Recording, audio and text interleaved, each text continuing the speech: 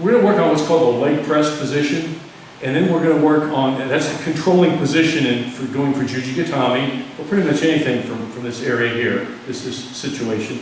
And then we're going to work on levering or prying the arm free.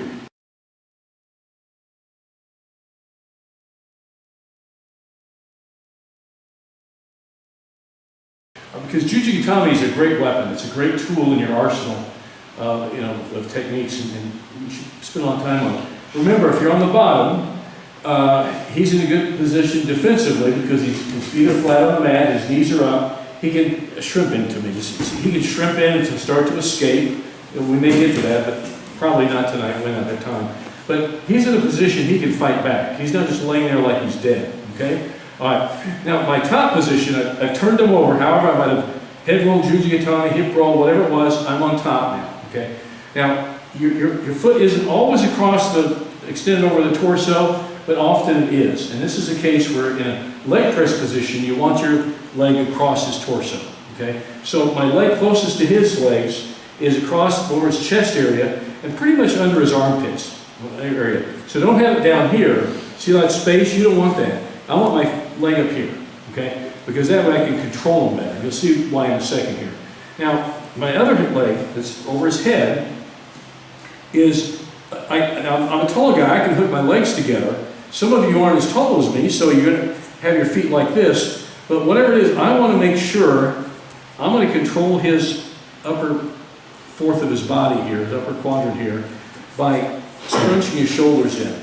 I don't want him to have square shoulders. And we talked about this the other night. Some of you guys bench press a lot of weight, okay? And when you do, your shoulders are square and you're driving, but your shoulders aren't like this, are they? You can't bench press any weight at all, okay? So I want to scrunch his shoulders together to take all the structure and strength away from it. I don't want his shoulders square, because if his shoulders are square, he can fight me better from here, okay? He can escape better. So I don't want that to happen. So that's a big concern. A lot of people don't pay attention to, but they should. So when I do this with my foot here that's on the bottom here, on his torso, I like to wrap it around tighter and just crunch it in. See that? Crunch it in, and crunch it in, and now he's stuck. Now, if your legs aren't long like mine are, and you can't hook them, you can still pull them in together too. So you're controlling with your legs.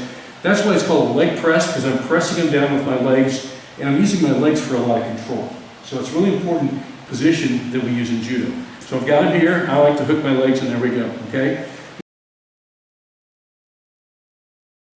I want to pry his arm free. Now, what he's doing, he's grabbing his arms together and getting him as low as he can. So his defense against my arm lock is to suck his arms in tight and low. And I'm going to have to really work now, okay?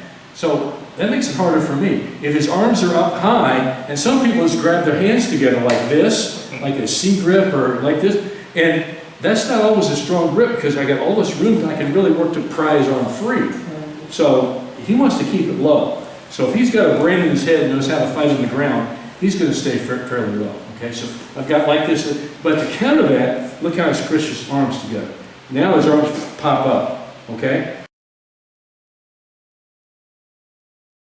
Now, my hand closest to his feet. Okay, now I'm going to start prying his arm free, levering his arm free. Okay, this hand here, I'm going to reach under and grab really close, and I'm going to grab my thigh. Can everybody see this? I'm grabbing my thigh really up here almost to your hip. Okay, now I suck it in tight. Now, I pretty much own his upper arm. His whole upper arm is sucked on my gut here. Okay, now, kind of just so you can see it. I just want to be able to see it. Hook your hands together. So can you see like this? See that? Okay, all right, good. All right, now he's here. Now with my other hand, the hand that's closest to the head, I'm going to do like a boxer's uppercut like this. I'm going to hook up here. But I'm not going to hook real close to here. I'm going to hook way out here by his wrist. Because this one's going to be real tight in here. This one's going to be working here. See that? And see how I turn my hand this way. Okay, so suck it in tight here. Grab your thigh, you trap him with your thigh, trap your hand on your thigh. It's a thigh trap, that's what we call it. And uppercut like this. See this? And then when I do this, I swing my arm under and pull my hand this way. Not like this. Make a fist and hook like this. Now see how it's real compact and everything? Now when I roll to my left side, I'm going to roll to my left side on purpose because I want to make it very uncomfortable for his shoulder and arm. If I pull straight back, where is this? If I pull straight back, it's kind of hard. But if I pull this way, look, I can start to lever it free. And I get it, okay? So, hook him, trap, thigh trap. Got that? You own him there, okay? Uppercut here. Now when I do this, again, think about the bench press. If his shoulders are square, he can bench press straight up. But if he's got one shoulder like this, it's weak. I'm pulling it back to his weak side. See, it's weak in this direction, about a 45-degree angle. So here. Now when I do this, remember this palm, that's the direction it goes. Goes here, I roll to the side. So I have to go fast, sorry, but okay. Okay.